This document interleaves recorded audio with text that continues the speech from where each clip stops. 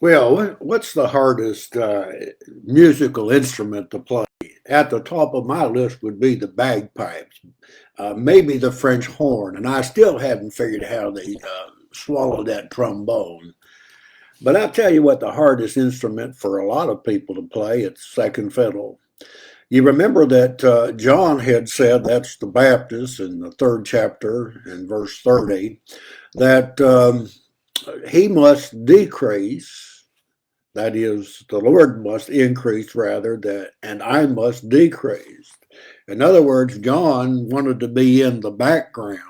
And a lot of folks don't like that. They have to either play solo or some want to play the whole orchestra. And there's a guy in the New Testament whose name was Diotrephes, and the Bible said he loved the preeminence. Reminds you of the Pharisees, doesn't it? They just needed the applause of men and the recognition all the time. And so it's an interesting question, isn't it? If I were to ask you, what instrument is it that you find it's hardest to play? Now, back in the Old Testament, there was a fellow by the name of Saul. He was the first king of Israel.